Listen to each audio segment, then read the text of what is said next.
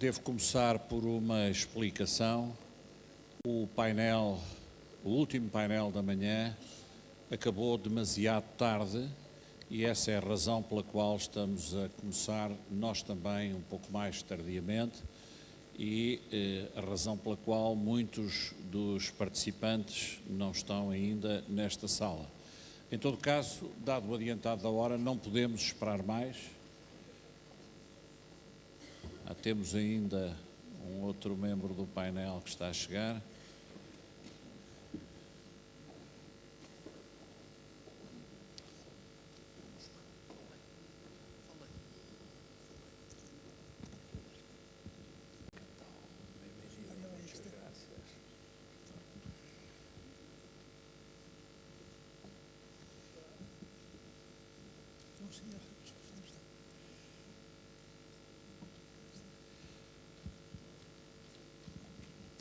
Quando foi realizado o Fórum Lisboa 21 em novembro de 2011, uma das conclusões, levada aliás como proposta à Cimeira do Rio, foi a inclusão da cultura como quarto pilar do desenvolvimento sustentável, além da dimensão económica, da dimensão social e da dimensão ambiental. A proposta de saída do Fórum de Lisboa é que a cultura passasse a ser considerada como um quarto pilar do desenvolvimento sustentável. Já neste Fórum aqui no Porto, tem sido amplamente sublinhada a importância decisiva da cultura para o desenvolvimento sustentável.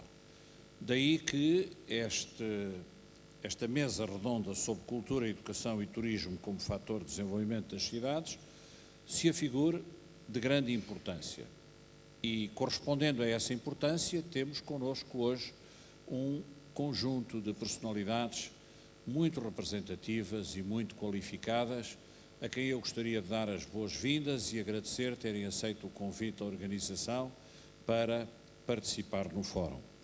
Temos connosco o Sr. Dom Pio Alves de Sousa, que é Presidente da Comissão Episcopal, da Conferência Episcopal Portuguesa da Cultura, Património Cultural e Comunicação Social. Temos ainda connosco o Dr. Artur Santos Silva, atual Presidente da Fundação Carlos Gulbenkian, o Sr. Dom José Maria Balester, ex-diretor da Cultura, Património Cultural e Património Natural do Conselho da Europa, o Dr. João Serra, Presidente da Fundação Cidade de Guimarães, o Dr. Nuno de Azevedo, Administrador Delegado da Fundação da Casa da Música, e o Dr. António Gomes de Pinho, Presidente do Conselho de Fundadores da Fundação de Serralves. Infelizmente, não temos connosco Bárbara Navarro, Diretora para os Assuntos Institucionais da Google para o Sul da Europa, que nos mandou, contudo, uma mensagem que eu não deixarei de ler um pouco mais adiante. Para não perder demasiado tempo, eu passaria de imediato a palavra ao Sr. Dom Pio Alves de Sousa.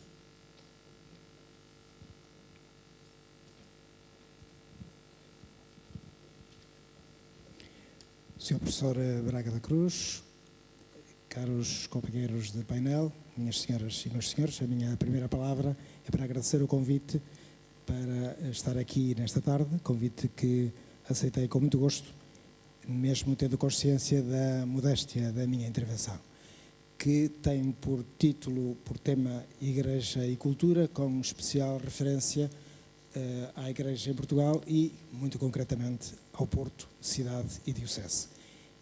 Para não me perder no tempo, que suponho que é limitado, vou fundamentalmente fixar-me num texto que preparei para este momento.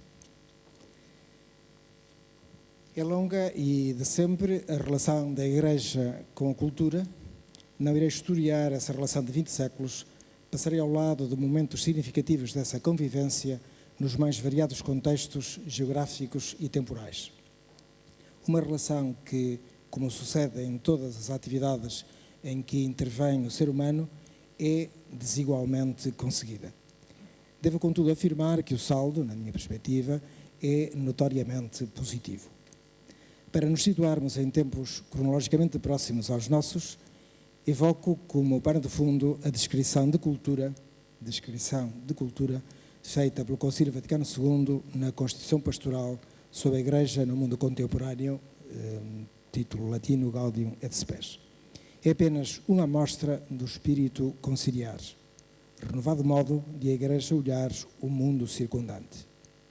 O conceito cultura, e cito, indica, em geral, todas as coisas por meio das quais o homem apura e desenvolve as múltiplas capacidades do seu espírito e do seu corpo, se esforça por dominar, pelo estudo e pelo trabalho, o próprio mundo, torna mais humana, com o progresso dos costumes e das instituições, a vida social, quer na família, quer na comunidade civil, e, finalmente, no decorrer do tempo, exprime, comunica aos outros e conserva nas suas obras, para que sejam de proveito a muitos e até à inteira humanidade, as suas grandes experiências espirituais e as suas aspirações. Há 50 anos, a perspectiva da crescente comunicação entre os povos permitia ainda falar apenas de modo interrogativo sobre as problemáticas potenciadas pelo que viria a designar-se como globalização. O contexto desta valorização da cultura insere-se na inequívoca afirmação da sua legítima autonomia. Com efeito, e volto a citar, a cultura tem uma constante necessidade de justa liberdade e de legítima autonomia de agir segundo os seus próprios princípios para se desenvolver. Com razão, pois, exige ser respeitada e goza de uma certa inviolabilidade, salvaguardados, evidentemente, os direitos da pessoa e da comunidade, particular ou universal, dentro dos limites do bem comum. Reconhecendo esta justa liberdade, afirma por isso a legítima autonomia da cultura humana. Esta nova amplitude na consideração da cultura faz com que o Vaticano II estimule os fiéis a cultivar o espírito, de modo a desenvolver-lhe a capacidade de admirar, de intuir, de contemplar, de formar um juízo pessoal e de cultivar o sentido religioso, moral e social, a que vivam em estreita união com os demais homens do seu tempo e procurem compreender perfeitamente o seu modo de pensar e sentir. Numa evidente preocupação por aproximar segmentos da sociedade eventualmente mais afastados da Igreja, da sua maneira de olhar a sociedade, de olhar à sua volta, menciona expressamente a literatura e as artes e escreve acerca dos artistas. Deve trabalhar-se porque os artistas se sintam compreendidos na sua atividade pela Igreja e que, gozando de uma conveniente liberdade, tenham mais facilidade de contactos com a comunidade cristã. Estas são apenas algumas das notas que, a título meramente indicativo, cabe sublinhar de um documento tão significativo do Concílio Vaticano II e do pensamento da Igreja como é esta Constituição Pastoral. Este pensamento foi fazendo o seu caminho de modo capilar na totalidade da Igreja. Em Portugal, no seio da Conferência Episcopal, existem 7 comissões, uma das quais tem por título Comissão Episcopal da Cultura, Bens Culturais e Comunicações Sociais, que integra os 3 respectivos secretariados. Esta estrutura está replicada de um modo não uniforme, mas próximo disso, nas 20 dioceses de Portugal. Na Diocese do Porto, concretamente, existem e funcionam, às vezes existir e funcionar não é exatamente o mesmo, existem e funcionam os secretariados diocesanos correspondentes à estrutura nacional, isto é, Pastoral da Cultura, Bens Culturais, Comissão de Infraestruturas, Comunicações Sociais. Na tentativa da melhor gestão do tempo de que disponho, estando claro que qualquer um destes itens é cultura, vou fixar-me no segmento Bens Culturais e Infraestruturas Materiais.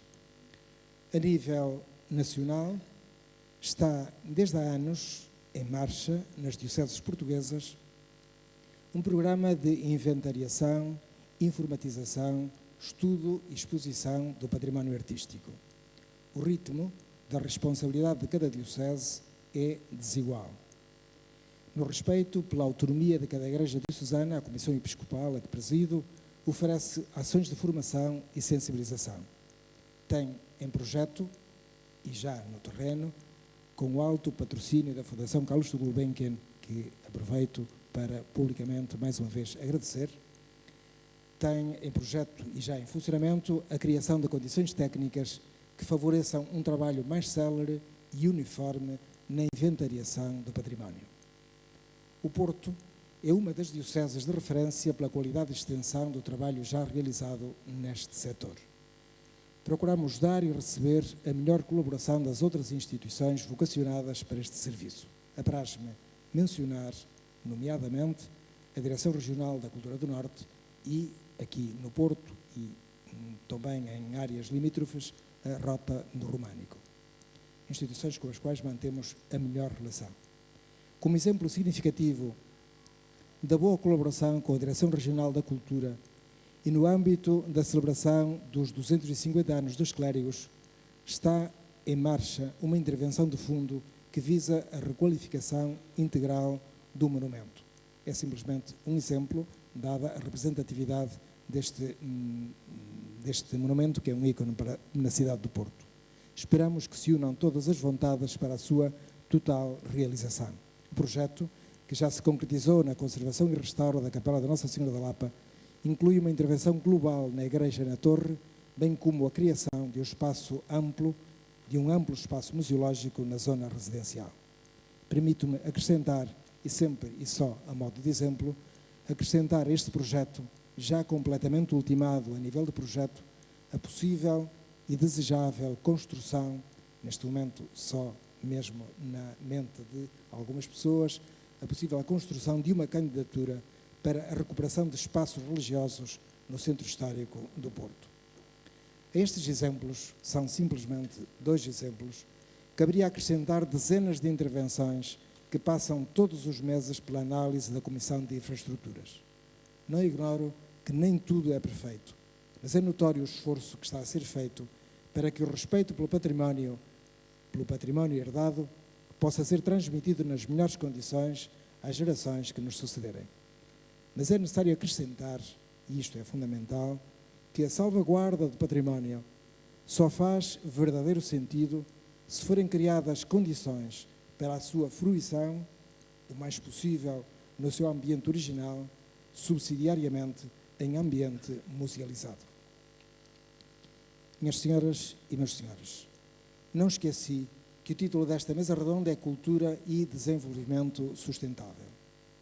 Sem entrar no aprofundamento do conceito de desenvolvimento, não posso deixar de telegraficamente dizer que para a Igreja a fruição dos seus bens culturais é uma linguagem alternativa ou complementar da sua primordial missão, a evangelização. Como recorda João Paulo II na Carta aos Artistas de 1999, toda a forma autêntica de arte é, a seu modo, um caminho de acesso à realidade mais profunda do homem e do mundo.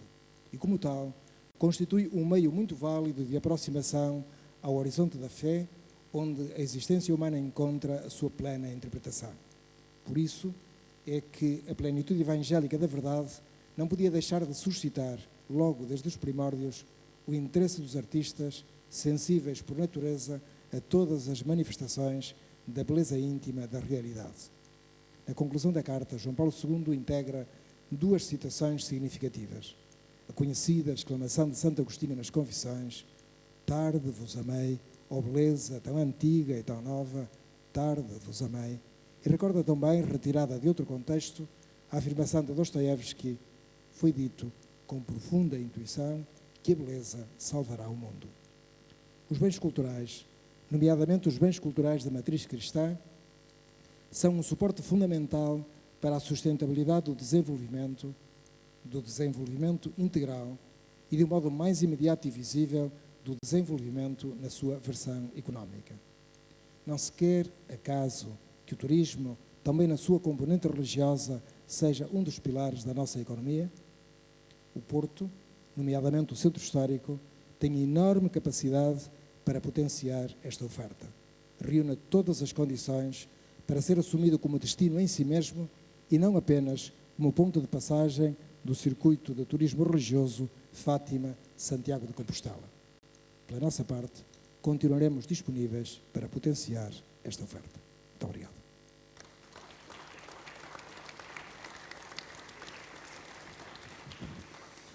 Muito obrigado, Sr. Dom Pio. Passarei de imediato a palavra ao Dr. Artur Santos Silva, não sem lhe agradecer a forma empenhada como ajudou a organização deste fórum a ser montado e a ser promovido.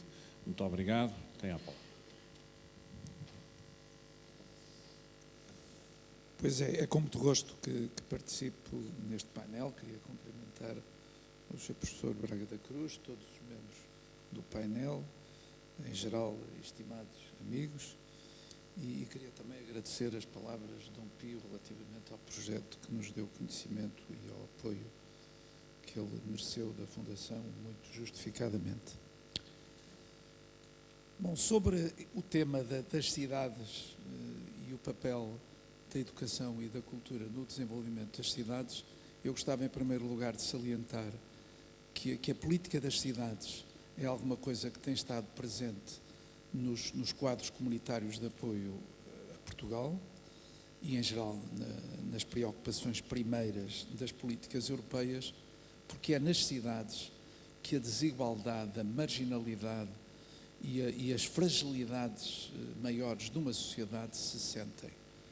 Porque nas zonas, sobretudo rurais, há outros amortecedores que as cidades não proporcionam. E quantos maiores são as cidades, maiores são os problemas.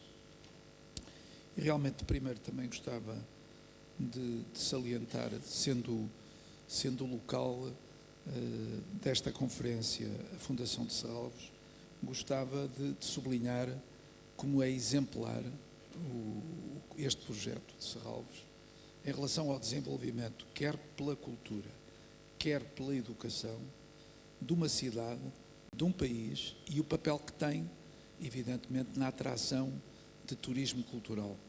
E tendo à minha esquerda o Dr. Nuno de Azevedo, que teve uma missão exemplar e que foi, durante 7 anos, o líder de um projeto extraordinário que é o da Casa da Música, e é um projeto em que, também esse é uma realidade, em que o Estado conseguiu reduzir muito o seu esforço financeiro que fazia com a Casa da Música e a Orquestra, e o Estado conseguiu, com muito menos dinheiro, atrair fundadores privados, atrair mecenas privados e ter um projeto que, para terem uma ideia, ambos os projetos se aproximam, quer Serralves, quer a Casa da Música, de cerca entre 400 a 500 mil pessoas que anualmente os visitam.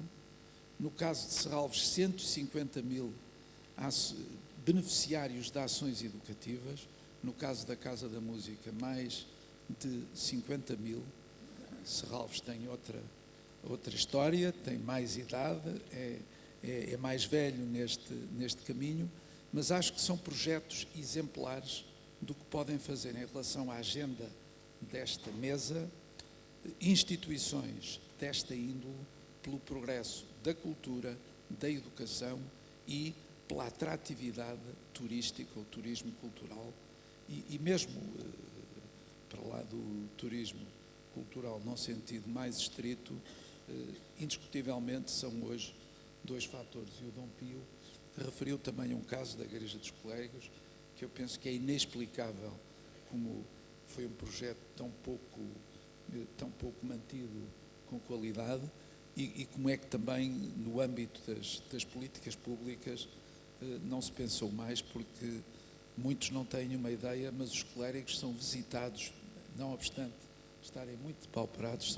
a Torre dos Clérigos é visitada por 140 mil pessoas, é o último número que eu tenho de 2011, o que nos deixa atónitos.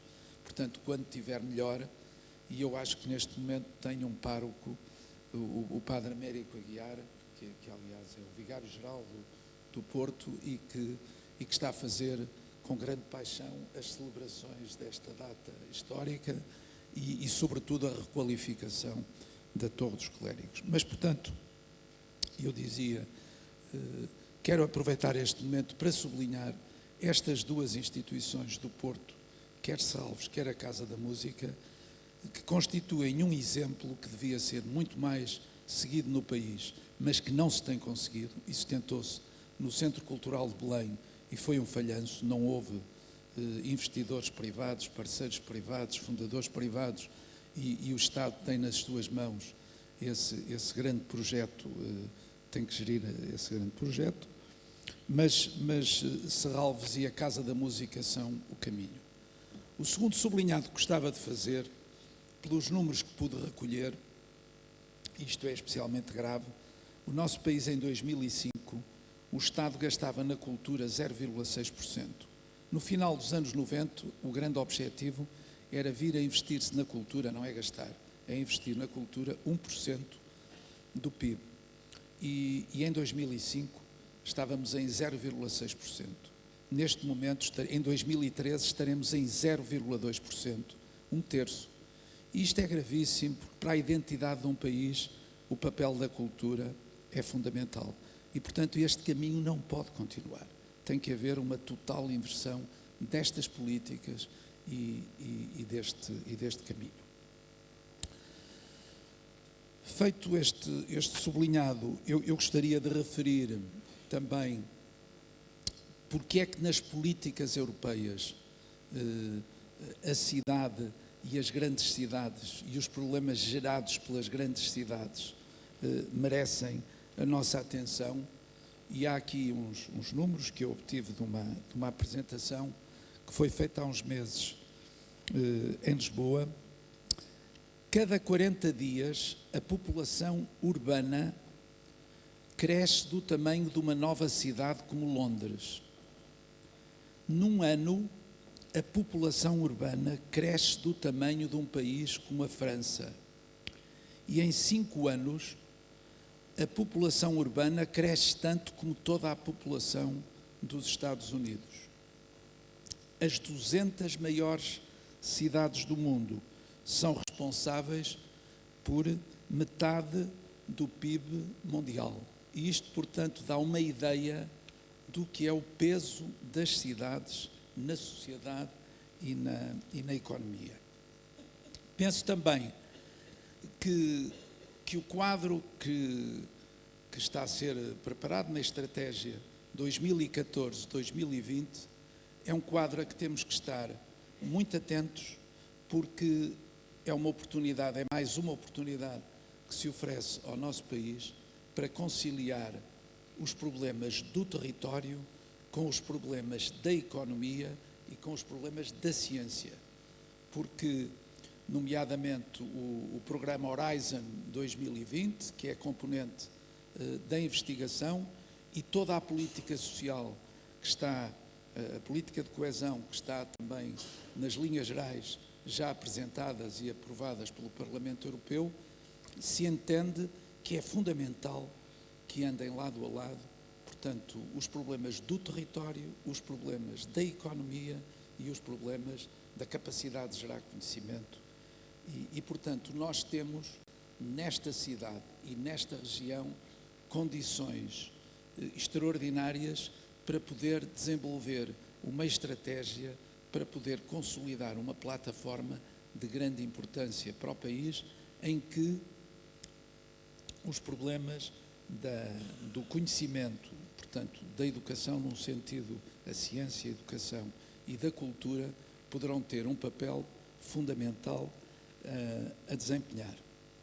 Por isso mesmo, a Fundação Carlos de Gulbenkian tem uma iniciativa que se chama Cidades, Globalização e Sociedade, e em que o primeiro projeto é o Noroeste Global, dos estudos que fizemos, com o apoio de 2 respeitados investigadores e que têm grande experiência de economia do território e de planeamento do território, João Ferrão e Félix Ribeiro. Desenhamos um projeto que estamos a discutir com a Universidade do Porto, com a Universidade do Minho, com a Universidade de Aveiro, e para que também queremos atrair a Universidade Católica, o Polo do Porto, exatamente no sentido de dar mais massa crítica ao conhecimento que se gera nestas instituições e assegurar uma relação muito mais estreita da ligação desta capacidade de gerar conhecimento para a economia e naturalmente para a consolidação do território. O nosso país precisa de aumentar significativamente as exportações e com raríssimas exceções. O potencial exportador do país está altamente concentrado num perímetro que tenha um raio de 50 km e que está à volta, portanto, do Porto, e em que estas universidades, portanto, têm tido um papel fundamental. O nosso país exportava cerca de 25% do PIB na década de 90 e neste momento está a exportar 40% do PIB, mas temos que ir bastante mais longe. E também aqui, eu penso que as universidades, as nossas universidades, podem ter um papel muito importante para atrair investimento estrangeiro, porque eu penso que com a qualidade que temos de recursos humanos, temos neste momento 150 mil jovens identificados pelo INE, quer dizer, calculados pelo INE, desempregados. Temos inscritos no Instituto de Emprego e Formação Profissional perto de 100 mil jovens com pelo menos um grau universitário, alguns deles com 2, muitos também, um número que me surpreendeu, perto de 250, com doutoramentos em algumas das nossas melhores universidades e que estão desempregados.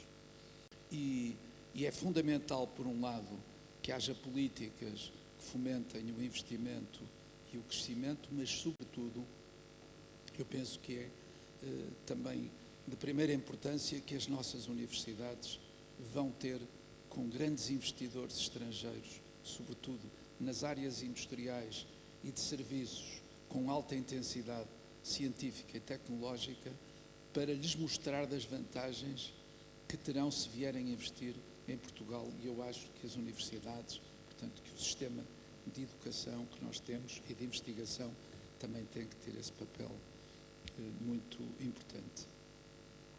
E em suma, eu penso que para esta região, para esta cidade, para esta região e para a importância que esta região tem na vida do país e na competitividade externa do país, é fundamental, portanto, que uma maior massa crítica seja atingida.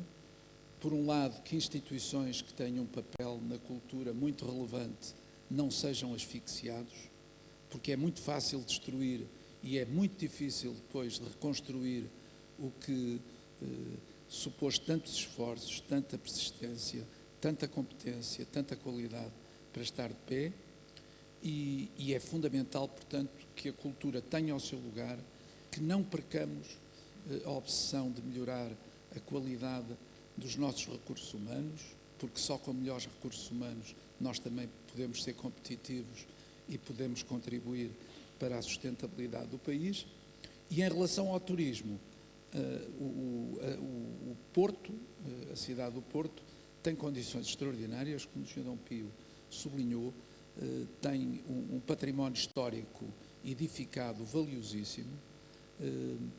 Portanto, as políticas de requalificação urbana têm que ter muito mais recursos e muito mais persistência e uma política muito mais ativa. Em relação à cultura, acho que não só o Estado, mas em particular a autarquia, tem que dar mais prioridade e ainda fazer um maior esforço em relação à importância da cultura.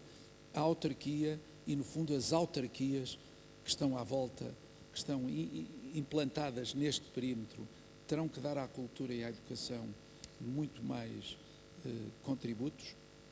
E em relação ao turismo, além do turismo cultural, e o património cultural edificado também faz parte do turismo cultural, nós temos realmente condições para nós próprios desfrutarmos muito mais este património e para atrairmos e valorizarmos os nossos espaços com aquilo que temos. E além do Porto, temos muito perto, não só pelo caminho temos a rota do Românico, mas temos no Douro um caso superlativo absoluto para mim do que é um ambiente excepcional e também uma componente de sustentabilidade pelo tecido económico que lá está implantada, muito importante. Portanto, as cidades, elas são um problema, gerir uma cidade é muito mais complexo, mas têm inúmeras soluções para reforçar,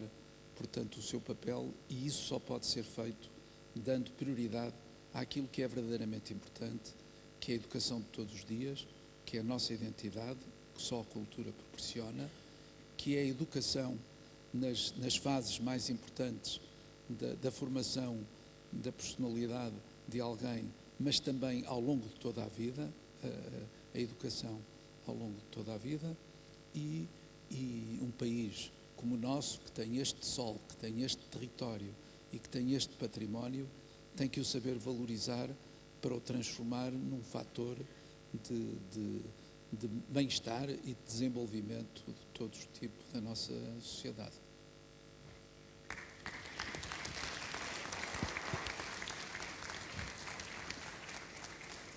Muito obrigado, Dr. Artur Santos Silva, e passava de imediato a palavra a D. José Maria Ballester, que nos traz uma perspectiva que não é apenas pessoal, mas também do Conselho da Europa. Muito obrigado. Muy obrigado. Yo me disculpo por no hablar, no expresarme en portugués. Creo que es la primera vez en mi vida profesional en que vengo a Portugal y hablo castellano, porque siempre he procurado expresarme en portugués, pero esta vez materialmente no he tenido tiempo de poner el texto en portugués y no domino la lengua como para hablar directa y espontáneamente sin tener el texto delante. Es que perdónenme. Y muchas gracias por la invitación a Mario Marichalar, presidente de este foro.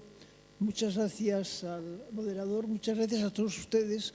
A mí me complace mucho haber pasado este día aquí y haber escuchado las cosas que he escuchado. Al señor obispo ahora, al presidente de la Fundación Gulbenkian, hablando de unos conceptos que son fundamentales en el momento de mutación social que estamos viviendo. No se trata de aspectos, de factores, de elementos que debamos tener en cuenta. Estamos tratando hoy en ciencia, en ciudades, en desarrollo, en cultura, en turismo, de elementos fundamentales, verdaderamente en ese cuarto pilar del que estamos hablando, si de verdad queremos construir o proponer un modelo de sociedad que, en mi modesta opinión, es lo menos que podemos hacer cuando estamos todos inmersos en una terrible crisis que afecta a la convivencia de los ciudadanos. Creo que el modelo de sociedad, la búsqueda de ese modelo de sociedad, que tampoco hay que buscar mucho, puesto que ya lo tenemos, hay que pensar que en el fondo, al menos aquí en Europa, los europeos, que es Europa para nosotros, es una forma de ciudadanía democrática, una forma de ciudadanía democrática que se fundamenta en un concepto humanista de la sociedad. Y ese es el modelo que yo pienso que podemos proponer, que debemos proponer y que los ciudadanos esperan de todos los que de una manera o de otra podemos hacerlo, que hagamos. Yo comenzaba mi intervención preguntándome qué cultura, qué educación y qué ciudades. Hace poco menos de un año aproximadamente, el Premio Nobel de la Paz, el novelista Mario Vargas Llosa, publicaba un libro denominado La civilización del espectáculo, donde decía que solo aspiraba a dejar constancia de la metamorfosis que ha experimentado lo que se entendía aún por cultura, decía él, cuando mi generación entró a la escuela o a la universidad, y la abigarrada materia que la ha sustituido. Una impostura, afirma, que parece haberse realizado con facilidad en la aquiescencia general. Yo no sé si personalmente llegaría tan lejos en la afirmación, pero es cierto que a veces tenemos la impresión de que la cultura ha dejado de ser un valor, ha dejado de ser una forma de ser y una forma de pensar, ha dejado de ser una dinámica creativa que nos lance hacia el futuro para convertirse muchas veces en un espectáculo o en un show, y a veces también en un showbiz, una forma de monetizar y de to make money, como dicen los ingleses. ¿Qué educación? ¿Qué educación? Vemos con qué rapidez la educación se degrada en direcciones muy diferentes, a veces con el pretexto de tecnificarla, hacerla más técnica, de especializarla, pero vemos cómo se degrada en direcciones muy diferentes, cosa muy grave en este momento de mutación social tan profunda, cuando, si lo pensamos bien, la globalización de las relaciones económicas, la movilidad social, las nuevas tecnologías, en ese vertiginoso progreso que tienen y que nos hacen vivir por vez primera en la humanidad una revolución en tiempo real, creo que es la primera revolución que estamos viviendo en tiempo real, vemos cómo están introduciendo cambios muy importantes en nuestras conductas y en nuestros propios comportamientos. Vemos también cómo emergen en nuestro propio cuerpo social nuevas identidades y vemos cómo los sistemas educativos progresivamente nos van privando de esas claves que son necesariamente culturales y que nos permiten entender nuestra propia identidad y al mismo tiempo conocer y aceptar la identidad del otro. Vemos cómo al privarnos de esas claves nos están limitando a la hora de imaginar, de crear, de vivir esa ciudad que es tema de nuestro debate esta tarde, en la cual cobra precisamente tanta importancia eso que acabo de decirles, la conciencia de la propia identidad y la aceptación de la identidad ajena. Yo creo que debería hacernos reflexionar el hecho de que sea precisamente en momentos como el actual cuando la sociedad reclama cada vez con más fuerza y cada mes y cada vez con mayor intensidad una educación emocional.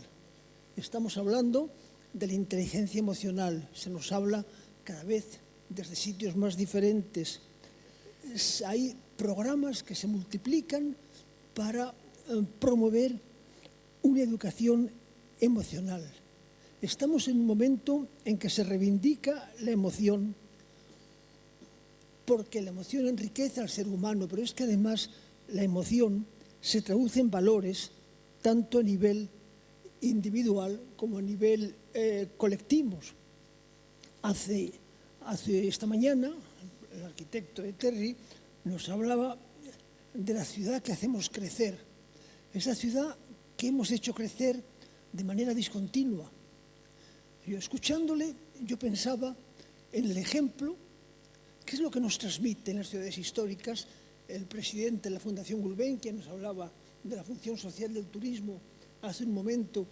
¿Qué nos transmite una ciudad histórica? Además de emoción o de admiración, nos transmite una forma de vida, nos transmite un encuentro, un espacio de encuentros, nos transmite un espacio de convivencia y nos transmite un espacio de acogida. Y nos transmite sobre todo algo muy importante, y es un espacio donde a lo largo de la historia fue posible la cohesión social. Ahí es donde la cultura, donde un turismo bien entendido, pueden jugar un papel muy importante para cohesionar a esta sociedad que poco a poco se está fragmentando. Es decir, cohesión social. ¿Se dan ustedes cuenta de que ese urbanismo que denunciaban denunciaba el arquitecto de Terry esta mañana, se dan cuenta de que no es un urbanismo de integración, no es un urbanismo que dé a la ciudad, decía él, la densidad suficiente como para que todos nos encontremos, sino que él lo ha demostrado esta mañana, es realmente un urbanismo de exclusión, que nos va agrupando por categorías sociológicas, y los que somos pollos vivimos con los pollos, los que somos corderos vivimos con los corderos, y los que somos caballos vivimos con los caballos, pero al final hemos perdido esa capacidad de encuentro, esa capacidad de diálogo, esa cohesión que en realidad ha construido toda nuestra historia. Eso es algo que también cobra un interés muy importante, la cultura, la forma de entender la cultura, la educación emocional, el hacer que la cultura transmita valores y nos ayude a hacer más perennes, a hacer sostenibles, por utilizar la terminología de este foro, los valores, nos llevan a pensar qué tipo de turismo queremos. Queremos ese turismo de masas que tematiza los bienes culturales, que los vulnera, los deja sin sentido. ¿Qué tipo de turismo? Nos damos cuenta de que a veces, y cada vez con mayor frecuencia, desgraciadamente, al tematizar, lo que estamos haciendo es perdiendo la inteligibilidad de esos bienes culturales. Dejan de ser inteligibles para el ciudadano de la propia ciudad, el habitante de la propia ciudad, y para el ciudadano que nos visita. Dejan de ser inteligibles muchas veces. Por ejemplo, en estos momentos trabajo en una fundación española, creo que es la primera fundación en recursos, es la Fundación Botín, que está creando un gran centro en la ciudad de Santander, donde tiene su sede esta fundación. Bueno, pues ese centro va a ser un centro de educación a través del arte. No va a ser un centro de arte nada más. No va a ser que llegaría tarde para ser un centro de arte. Va a ser un centro que responda a una necesidad de la sociedad actual, que es educar a través del arte, educar a través de los valores. Y es lo que a mí me gustaría también plantear en este debate, ¿no? Plantear en este debate, al unir estos tres conceptos, cultura, turismo, construcción de las ciudades.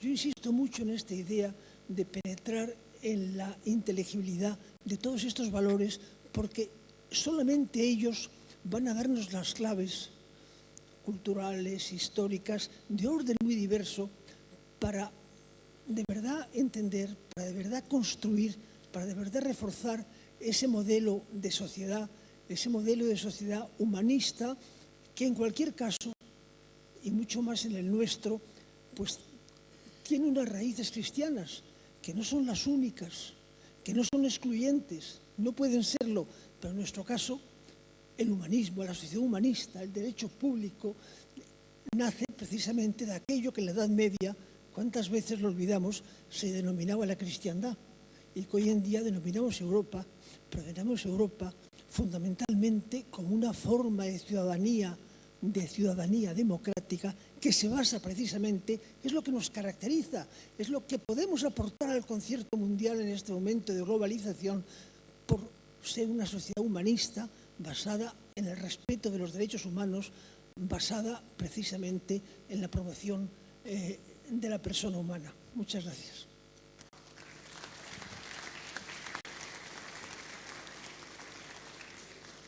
Muito obrigado, Dom José Maria Ballester. Passaria agora a palavra ao Dr. João Serra, que, como todos sabem, desempenhou importantes funções na Guimarães, capital da cultura europeia. Muito obrigado pela sua presença. Muito boa tarde. Agradeço este convite para estar aqui, a Dom Amálio Marichalar e ao engenheiro Luís Braga da Cruz. Muito obrigado. Também quero dizer da satisfação de estar nesta mesa, com uma parte significativa dos membros desta mesa, na sua maioria, já trabalhei ou trabalho, e cumprimento em especial o Presidente da Mesa, o professor Manuel Braga da Cruz, com quem tive também o prazer de trabalhar numa parte importante da minha vida. Eu gostaria de, refletindo um pouco sobre a experiência de Guimarães 2012, enunciar de uma forma muito sumária alguns tópicos que me parecem importantes para refletir sobre o papel das políticas culturais nas cidades e das cidades nas políticas culturais do nosso tempo. Trata-se de uma reflexão feita a partir, por um lado, do próprio projeto e, por outro, a partir dos impactos que já é possível averiguar, testar, verificar e que, naturalmente, serão objeto ainda de sucessivas discussões e apresentações ao longo deste primeiro semestre do ano 2013. Estamos perante um dispositivo de política cultural que foi montado na cidade de Guimarães, para o qual confluem, por um lado, um projeto europeu, por outro, uma participação muito significativa do Estado português e da autarquia, neste caso, da autarquia de Guimarães.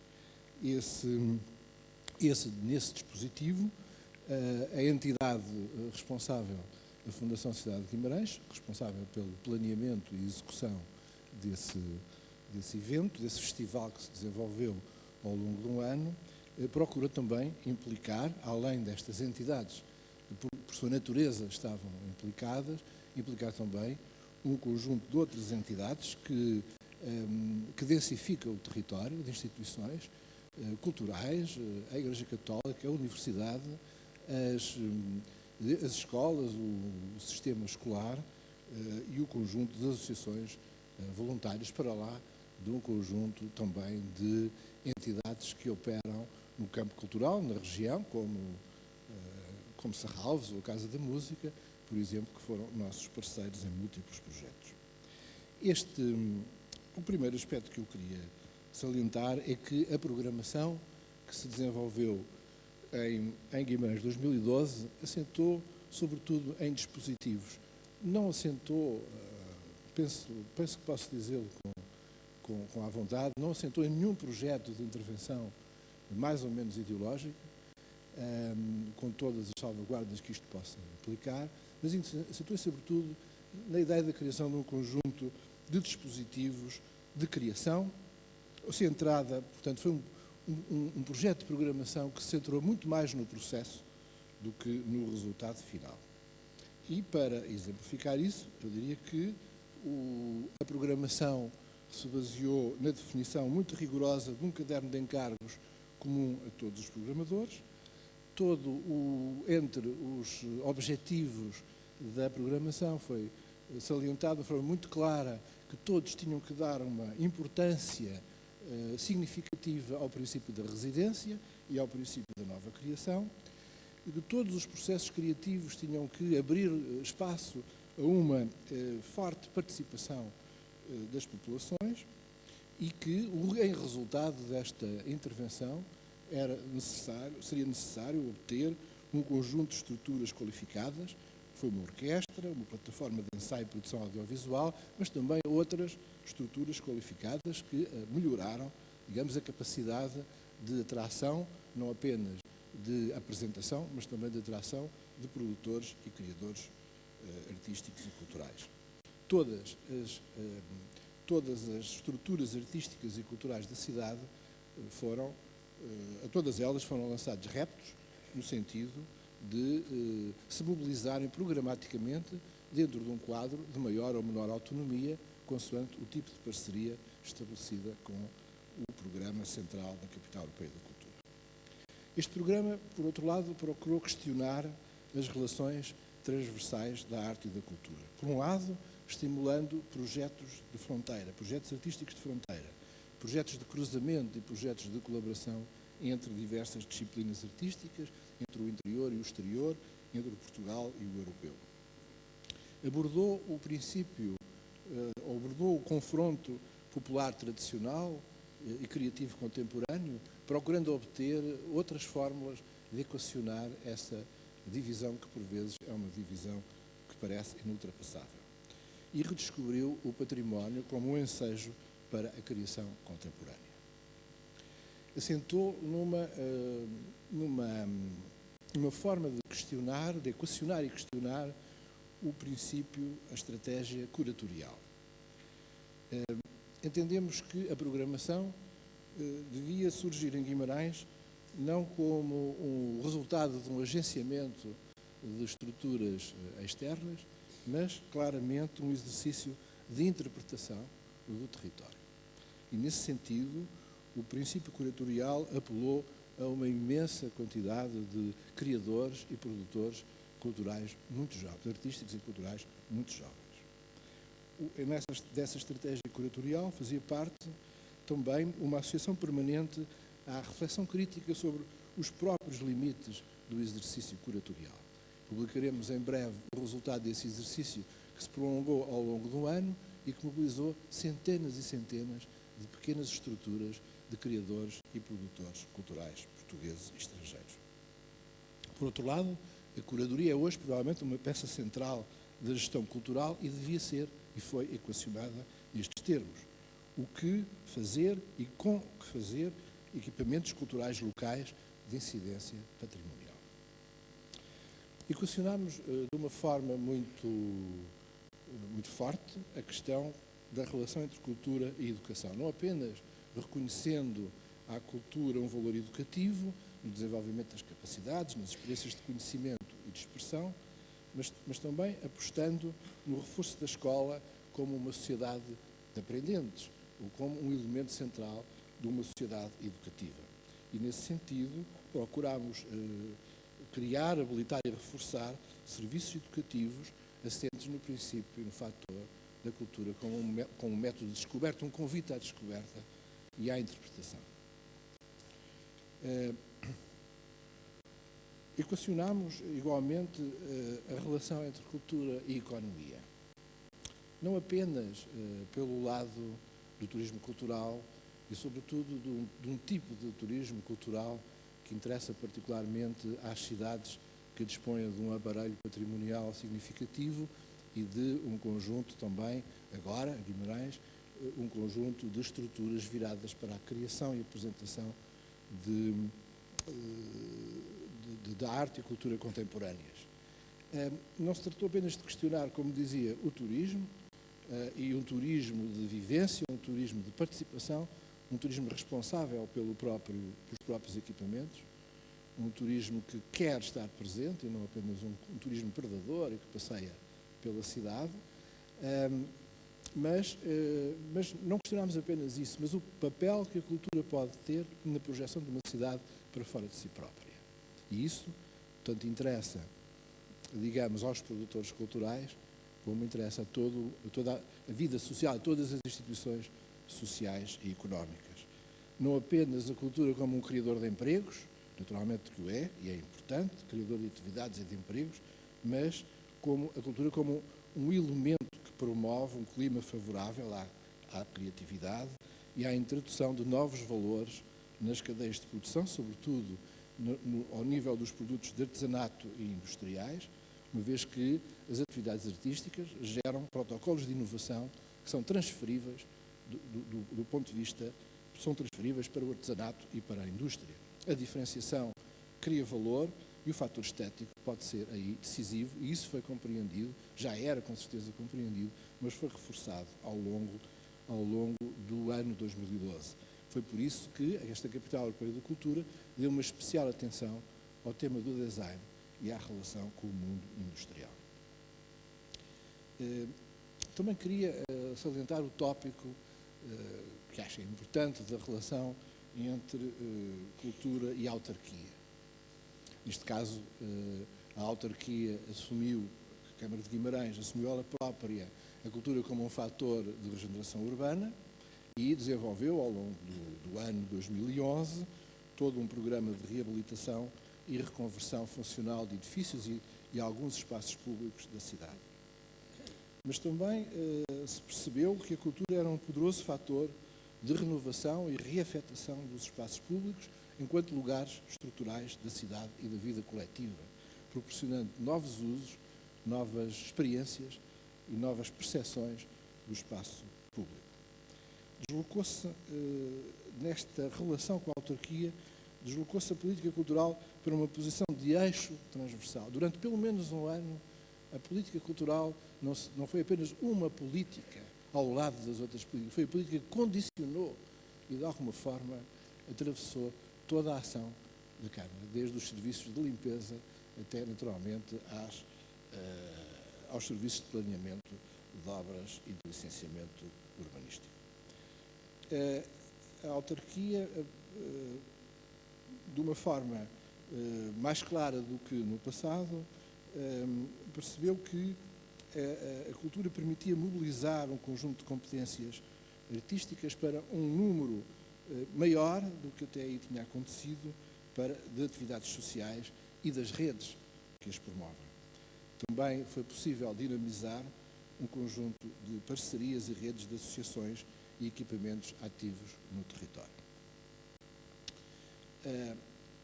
Em conclusão, se me é possível avançar dois ou três aspectos conclusivos, eu diria que, em resultado desta atividade cultural desenvolvida, como disse, ao longo de um ano, de uma forma planeada, foi possível, penso eu, trazer alguns ganhos na questão da participação, num modelo de governabilidade em que se introduziu de uma forma mais explícita um princípio do compromisso, o princípio do compromisso mais do que o princípio do conflito, a associação mais do que o princípio da dissociação, o princípio da integração mais do que o da fragmentação.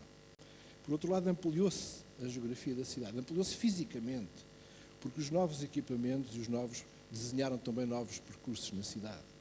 Eu costumo dizer que a cidade de Guimarães deixou de ser apenas a cidade do Castelo, do Paço dos Duques e do Centro Histórico.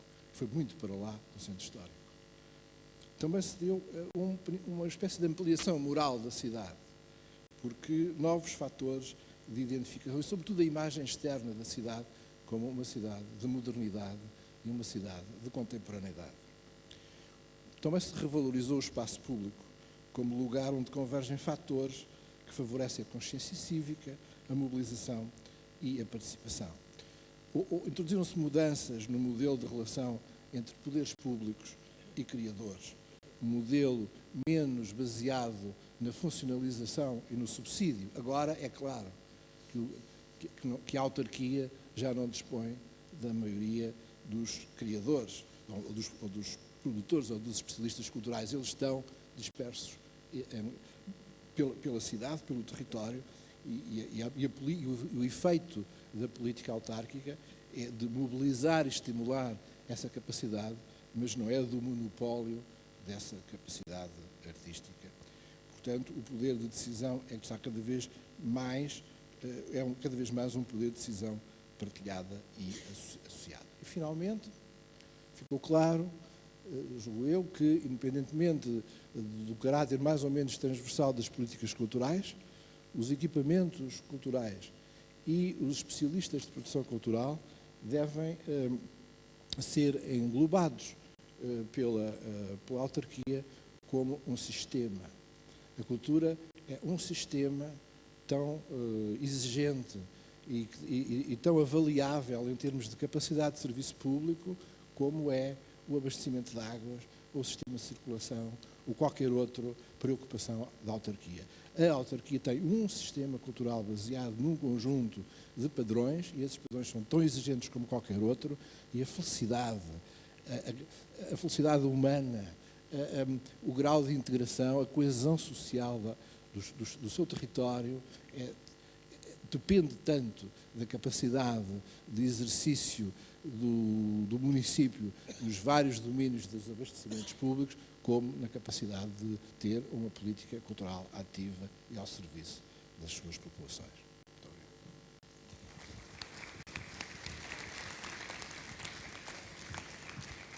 Muito obrigado, Dr. João Serra, e passaria agora a palavra ao Dr. Nuno de Azevedo, que, como aqui foi recordado, desempenhou exemplarmente nos últimos anos as funções de administrador delegado da Casa da Música, no Porto, mas antes disso já tinha sido também administrador da Fundação de Serralves administrador do Porto, capital da cultura, e que fez também parte do Conselho Geral da Fundação Guimarães, capital da cultura. Muito obrigado, Sr. Doutor. Muito obrigado, Sr. Professor. Agradeço também as suas palavras. Cumprimento os demais colegas do painel e todos os presentes. Muito obrigado por me terem convidado. Fiquei ontem, durante os jantares, a saber que fazia parte da ideia, da estratégia dos que organizam este fórum hoje aqui no Porto, de fazer lobby no sentido que a cultura pudesse vir a constituir-se como o quarto pilar do desenvolvimento sustentável. E, tendo em conta o tema deste painel, eu iria abordar esta questão um pouco na ótica de saber se a cultura pode ser ou não um fator de desenvolvimento de uma cidade. E gostaria de propor, de colocar à vossa consideração a ideia de que, sim, a cultura pode ser um fator de desenvolvimento das cidades, se a cidade se deixar transformar pela cultura. E isto pode ser fácil de dizer, até pode parecer bastante óbvio, não é? Mas não é sempre o caso. Não é sempre o caso, não só porque muitas vezes as cidades não sabem deixar-se transformar pela cultura, não são capazes e pior dos casos, acho eu, quando as próprias cidades ou quem dirige as cidades não tem a disponibilidade, nem tem a disposição de se deixarem transformar pela cultura. Ouvimos aqui o Dr. Artur Santos Silva falar das megacidades e do ritmo ao qual novas cidades surgem no mundo. É evidente que cidades com 10, 20, 30, 40, 50 milhões de habitantes e surgindo a toda a hora em pontos diferentes do mundo também se torna bastante difícil imaginar uma situação deste género. E portanto, acho que se deixar transformar é a palavra-chave. Se deixar transformar, em primeiro lugar, ao ponto da cultura ser um espelho, não é? Ser o espelho onde nos vemos no passado, no presente, mas também no futuro. E esta ideia da cultura ser o espelho da cidade, o espelho onde nós nos vemos, não vem por si só, não é algo que aconteça de forma espontânea. Eu diria que há dois aspectos que é preciso ter em conta. O primeiro, e já foi aqui referido também pelo José Maria Ballester, a necessidade de valorizar o ato criativo e tudo o que diz respeito ao ato criativo. Espécie de réplica, não é? de mistério, de inquietude em relação à própria criação, à própria surpresa do novo, estranheza de partilha de uma linguagem que nem sempre é compreendida por todos e estranheza também de ver o mundo de uma forma diferente. Valorizar este ato criativo, ou esta forma de estar na vida, nem sempre acontece. E parece-me que as cidades não se deixam transformar pela cultura se não potenciarem, se não criarem condições para que haja valorização do ato criativo. Muitas vezes acontece precisamente o contrário, não é? Existe uma espécie de marginalização, de subsidiarização digamos, do setor cultural mais criativo, e isso, obviamente, não é bom. Diria também, ainda em relação a esta capacidade da cultura de transformar a cidade e de se estruturar enquanto espelho da sua própria do seu próprio ser, é da capacidade de, a cada momento, a cada instante, fazê-lo olhando para o passado, vivendo o presente e perspectivando o futuro. É muito fácil cair na tentativa de hipervalorizar o passado, eu diria quase que ir buscar as relíquias ao baú, assim como é também fácil viver o presente e tudo quanto de instantâneo pode trazer motivos de emoção e de número de espectadores e de contactos na imprensa, assim como também existe um pouco o biés, ou a possibilidade de haver um biés em relação a uma espécie de exagero em relação à vanguarda e à perspectiva sobre o futuro. Deixar que a cultura seja o nosso espelho, do meu ponto de vista, apenas é possível quando uma cidade é pois capaz de valorizar a sua comunidade criativa e é capaz de o fazer com um equilíbrio em relação ao passado, ao presente e ao futuro. Em segundo lugar, a cultura pode ser um fator de desenvolvimento das cidades se a cidade se deixar transformar ao ponto da cultura ser uma janela, não é? através da qual convivemos com os outros. Isto porque obter o reconhecimento do outro na nossa singularidade é de uns exercícios mais difíceis no mundo de hoje e a cultura faz a diferença, não é? Vivemos num mundo onde, se por um lado a diferença, a capacidade de se mostrar único e de se valorizar dessa forma é uma chave na construção de valor económico, por outro lado também existem tendências de globalização do gosto, das ideias, da forma de estar, dos modelos de produção, que fazem com que, a partir de uma certa altura, torne-se difícil de distinguir quem é quem. E desse ponto de vista, quando uma cidade, do meu ponto de vista, se deixa transformar pela cultura, está precisamente a abrir uma janela para que a sua singularidade seja reconhecida pelos outros. Mas para que tal aconteça, é preciso também que se valorize, e aqui o tempo é absolutamente essencial. Acho que estamos a falar de um tempo longo, não estamos a falar de um tempo curto, não estamos a falar do curto prazo, estamos a falar de algo que pode acontecer no longo prazo.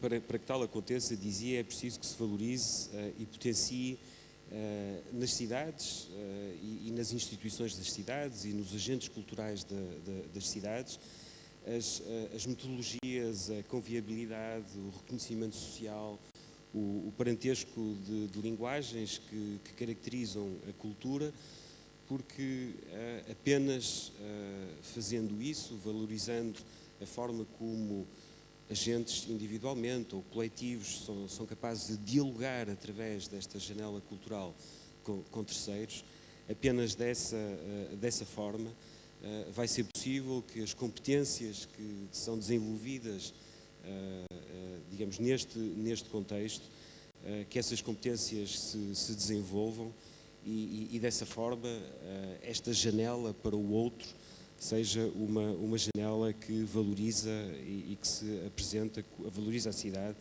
e que se apresenta como seu fator de desenvolvimento. Por último, se a cidade se deixar transformar ao ponto da cultura ser a chave que dá acesso às relações de cooperação e confronto na construção de expectativas sobre o futuro. Eu diria que este terceiro ponto é, por assim dizer, uma espécie de cereja no bolo, não é?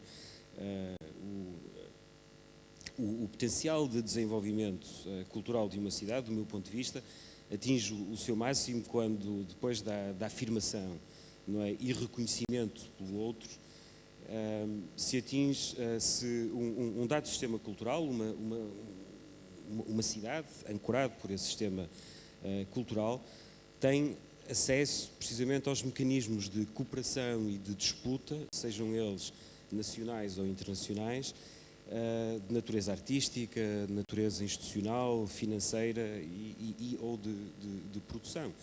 Isto é, a partir do momento em que, através da abertura ao mundo que nós conseguimos construir e da imagem de cidade em que a cultura é valorizada, através dessa janela, a partir do momento em que somos capazes também pelas competências que, entretanto, a cidade vai desenvolvendo, somos capazes de construir relações de cooperação com terceiros ou de disputa e de confronto em relação às próprias expectativas de futuro, mas também à distribuição de recursos, de ideias.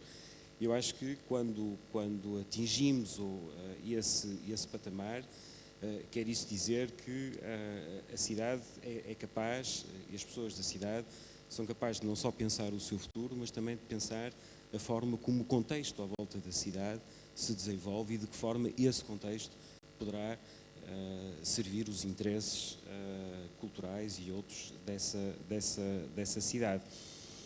Portanto, resumindo e terminando, eu diria que a cultura pode ser um fator de desenvolvimento para as cidades e como tal, entendo que merece até fazer parte desse conjunto de pilares que sustentam o conceito de desenvolvimento sustentável, na medida em que a cultura seja o espelho da cidade, seja a janela através da qual a cidade se relaciona com o mundo e a chave para que a cidade possa ser influente e tenha capacidade de determinar as suas expectativas de futuro e o seu próprio futuro. Muito obrigado.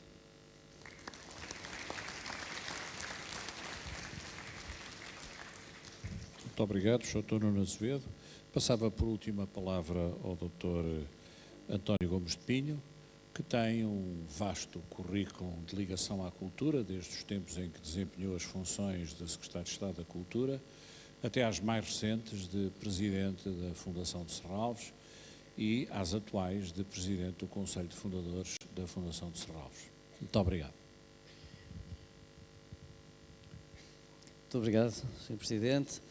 Eu queria também agradecer o convite para participar neste painel e cumprimentar os presentes e felicitar também os organizadores pela escolha deste tema, porque na verdade, no momento em que nós vivemos, que é um momento de dúvidas, de incertezas, de angústias, eu diria em muitos casos de medo, eu acho que a cidade é uma espécie de último reduto da cidadania, da solidariedade, das relações pessoais e portanto, é um motivo de esperança para que possamos ultrapassar este momento. A capacidade das cidades se reinventarem, a capacidade das cidades assumirem um protagonismo que, aliás, historicamente sempre tiveram, mas que, porventura, numa determinada fase deste processo de globalização foram perdendo. Essa capacidade, eu acho que é, pelo menos para mim, um sintoma, um indício, um sinal de esperança. E daí a importância que eu acho que tem este debate neste momento e no momento em que se está a construir, de facto, ou que se estão a construir opções fundamentais para a Europa nos próximos anos. Falar, por outro lado, é, digamos, um privilégio ser o último a falar depois das intervenções que aqui foram produzidas, de intervenções tão importantes, portanto eu estou dispensado, acho eu, de dizer qualquer coisa importante, vou simplesmente alinhar aqui umas considerações de caráter pessoal que traduzem a minha reflexão sobre este tema. É claro que falar da cultura aqui no Porto e da importância da cultura na construção e no desenvolvimento das cidades, aqui no Porto e aqui nesta fundação à qual eu, de facto, tenho uma ligação tão profunda, implica, do meu ponto de vista, ter uma visão ampla e muito compreensiva da cultura, que vai desde o ato de criação cultural em si próprio, que aqui foi, cuja importância aqui já foi muito bem sublinhada, até à fruição da cultura e, portanto, à atitude e à perspectiva dos públicos da cultura, passando pela educação e pela sensibilização cultural, pela consideração da paisagem, do património histórico, do conhecimento e da própria reflexão. E tudo isto são áreas que aqui a Fundação de Serralves tem vindo a abordar de uma forma muito compreensiva, muito global e portanto, não é possível deixar de, nas minhas reflexões, deixar de ter como pano de fundo esta experiência tão rica de Serralves, que é uma experiência muito rica, não só na perspectiva cultural, mas que também tem tido, e agora reconhecidamente, um impacto económico e social muito importante. Apenas para terem uma ideia, um recente estudo que foi feito pela Universidade do Porto, pela Business School da Universidade do Porto, sobre o impacto económico de Serralves, aponta para que esse impacto se traduza num valor de 40 milhões de euros de participação, digamos, no PIB português, e em crescimento, um impacto na criação de emprego na ordem dos 1.200 empregos, geradores de mais de 20 milhões de euros de remunerações e tendo produzido num ano cerca de 10 milhões, um pouco mais de 10 milhões de receitas fiscais. Isto é, portanto, a prova do impacto que têm as instituições culturais na vida das cidades, das comunidades e, portanto, também um indício do contributo que podem dar para o seu desenvolvimento. Mas eu gostava de me situar em 4 ou 5 aspectos, alguns dos quais já foram aqui também abordados, de certo modo, e o primeiro dos quais é a importância da cultura como fator de coesão social. Eu insisto que este aspecto é particularmente importante num momento como aquele que nós vivemos e as sociedades ocidentais em geral vivem, por outras razões, noutro tipo de sociedades. Eu não queria adotar aqui uma visão excessivamente eurocêntrica. E porque é que e em que é que se traduz este contributo para a coesão social? Traduz-se no facto de o acesso à cultura e a participação das pessoas no próprio processo criativo e no usufruto da cultura enquanto públicos ajudarem de uma forma muito significativa a ultrapassar os antagonismos, a conflitualidade que naturalmente em períodos de crise tende a aumentar, cimentando o tecido social sem, no entanto, anular e destruir as diferenças que devem e que existem entre nós.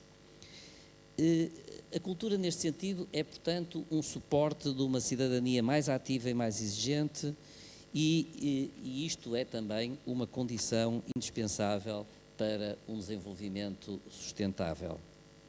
Muitas das instituições culturais da cidade desenvolvem, aliás, neste domínio, uma ação muito significativa. E para além daquelas que têm uma imagem mais forte individualmente, eu gostava de destacar o papel horizontal das instituições da Igreja, que muitas vezes silenciosamente, no entanto, estão presentes na sociedade, dando-lhe dando esse contributo para uma maior harmonia e uma maior coesão social, também no campo da cultura. Aliás, não sei se é por acaso, e nós nestas reflexões nunca podemos esquecer o Porto, que os representantes máximos da Igreja do Porto, os bispos do Porto, têm sido tradicionalmente personalidades de grande relevo na cultura portuguesa. Não sei se há alguma relação que não apenas espiritual, mas talvez haja, com a própria cidade. A cultura é também, em segundo lugar, um fator muito importante de criatividade e inovação. Um tecido cultural mais denso, mais dinâmico, mais aberto e cosmopolita favorece, obviamente, o aparecimento de novos talentos, a circulação de mais informação, a troca de ideias, e esses são fatores cruciais como pressupostos de modelos de desenvolvimento que assentam no homem, no conhecimento, na ciência, na criatividade. O Porto, aliás, também é, desse ponto de vista, um exemplo, pela sua notável capacidade de atração de talentos estrangeiros. Eu poderia citar o caso da Casa da Música e da Orquestra da Casa da Música, poderia também citar o caso aqui da Fundação de Serralves. O seu primeiro diretor do museu foi um estrangeiro, a sua atual diretora é uma estrangeira. A Universidade do Porto, julgo que é a universidade portuguesa que tem mais alunos estrangeiros, e tudo isso, porventura, é reflexo deste espírito e desta importância que, apesar das conjunturas e mesmo contra as conjunturas, a cultura tem na cidade do Porto. A cultura, em terceiro lugar, é também um fator que favorece o espírito crítico e o inconformismo, que promove a mudança. E isto são aspectos essenciais de um ambiente favorável ao empreendedorismo e ao espírito de iniciativa. E também, porventura, não é por acaso que foi aqui no Porto que se criou e se tem vindo a desenvolver o primeiro cluster das indústrias criativas, que tem a sua base e o seu ponto de partida o cluster que hoje foi referido aqui de manhã da saúde, que surgiram depois de 25 de Abril os primeiros bancos, e temos aqui uma testemunha e um artífice desse surgimento, e também os grandes grupos económicos nacionais do último quartel do século XX. A cultura é ainda, em quarto lugar, um catalisador do desenvolvimento de novas tecnologias. E isso tem muita importância no desenvolvimento urbano das cidades, nomeadamente na área da informação e da comunicação. Os artistas são, muitas vezes, precursores, não apenas da utilização das novas tecnologias, mas da necessidade do progresso tecnológico. E o ato de criação artística e a criação artística, muitas vezes, impulsiona a procura de novas soluções que, simultaneamente, se tornam veículos indispensáveis para a própria difusão e fruição da cultura. Esta situação é óbvia, por exemplo, no domínio da música e do alargamento do usufruto da música, do cinema, em geral, das artes visuais. Aliás, é esta ligação e esta importância da cultura que eu acho que tem feito com que o Porto seja também, e em particular a sua universidade, líder na criação de inovação tecnológica nestes domínios. Em quinto lugar, eu gostaria de referir que me parece que a cultura é também cada vez mais um fator de mobilização social. E isto é extremamente importante em sociedades que tendem, por variadas razões, e isso também já foi aqui referido, para assumir uma dimensão cada vez mais individualista, cada vez mais egoísta nos comportamentos, nas atitudes, ou então que tendem a ser vistas como entidades massificadas, como mercados, como grandes mercados, em que aquilo que conta não é tanto o que distingue cada pessoa, cada indivíduo, mas o conjunto das opiniões comuns ou das preferências comuns que eles têm. E esta capacidade de mobilização em torno de objetivos, em torno de valores, é muito característica da cultura. E, mais uma vez, citando o Porto, eu lembraria exemplos tão belos como foi a luta pela preservação do Coliseu. Diria que outras cidades portuguesas, e nomeadamente a capital, não tiveram igual capacidade. Uma das grandes salas de cinema e de teatro de Lisboa transformou-se num espaço religioso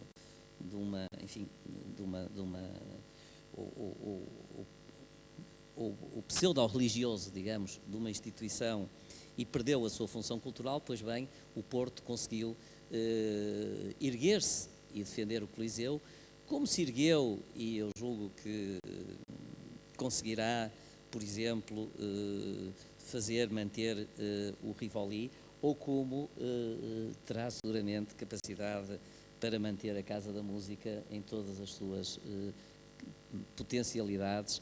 E eu gostaria aqui de deixar, a título pessoal, um agradecimento como cidadão e como consumidor, se me permitem esta expressão, de música, à Casa da Música, ao trabalho que tem sido feito pela Casa da Música, em particular pelo Nuno Azevedo, e também a minha confiança de que a Casa da Música continuará a ter esse papel determinante na cultura da cidade, exatamente nas várias dimensões que o Nuno também aqui referiu.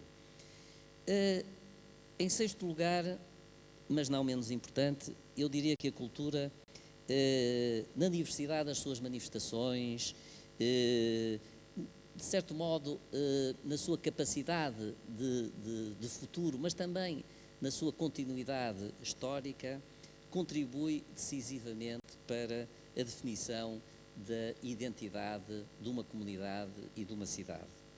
E todos sabemos que os elementos distintivos, a identidade, são neste momento fundamentais na competição entre cidades, quer para a captação de investimento, quer para a captação de turistas, quer, portanto, para a criação de condições de desenvolvimento. E o Porto, nesse aspecto, tem todas as condições para ter sucesso, porque é das cidades portuguesas, enfim, em que eu vivi e das que conheço, seguramente, uma daquelas que tem uma identidade mais forte, que vem de um passado e que está tão presente, por exemplo, na arquitetura, que vem dessa sua base social, económica, liberal, que teve e tem tido um papel tão importante na modelação da própria nação portuguesa, passando depois por aspectos mais contemporâneos, como a sua escola de arquitetura, as suas instituições culturais, os seus cineastas, o vinho, que é muito mais do que uma bebida, de facto é uma manifestação cultural, e, por que não dizê-lo, o seu clube mais representativo, que tem sido um fator de projeção da cidade e do seu nome no mundo, e que também já não pode ser visto como apenas uma agremiação puramente desportiva.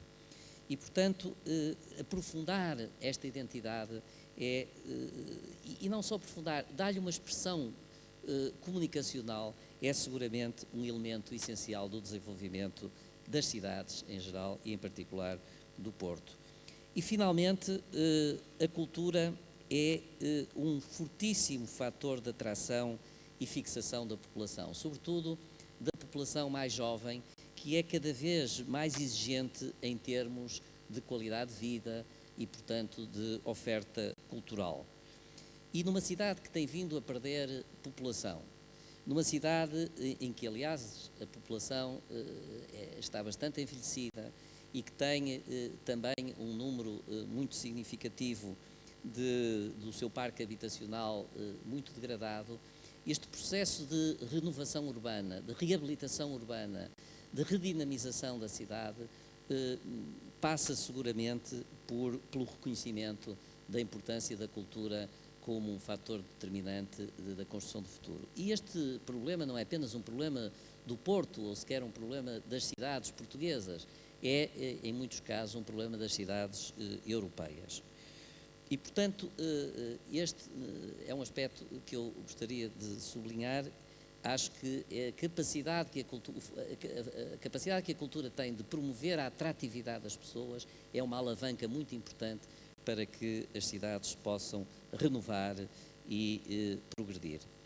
E eu gostaria de terminar com uma palavra de desafio e uma palavra de esperança. Eu creio que nós somos uma cidade muito rica. As cidades, em geral, são cidades que são detentoras de um património muito importante e de um património que tem uma ligação próxima aos cidadãos e às pessoas, o que torna esse património, mesmo quando é um património histórico, um património vivo e vivido e suscetível de ser vivido. E se nós soubermos assumir a importância da cultura nestas várias dimensões, eu creio que nós estaremos a dar um grande contributo para a construção das cidades do futuro e, no caso concreto, para a construção do Porto do futuro e também, no caso português, a dar um contributo importante para ultrapassarmos esta situação difícil em que o país vive. Muito obrigado.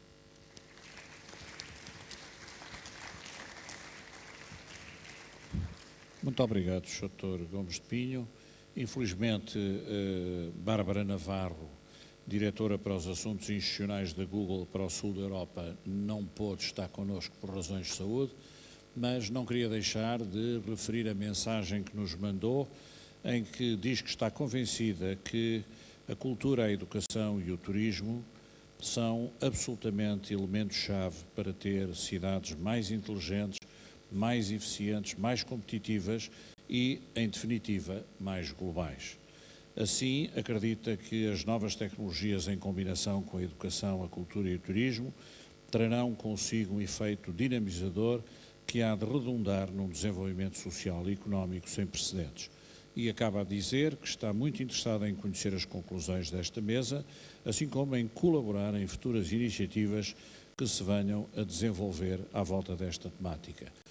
Uma mesa tão rica em qualidade e quantidade de intervenções mereceria seguramente um debate sobre a cultura como pilar do desenvolvimento. Infelizmente estamos muito atrasados, vamos ter que passar diretamente à nova mesa redonda, mas não queria deixar de terminar sem sublinhar que, de facto, a questão da sustentabilidade é, como muito se tem dito, uma questão de mentalidade.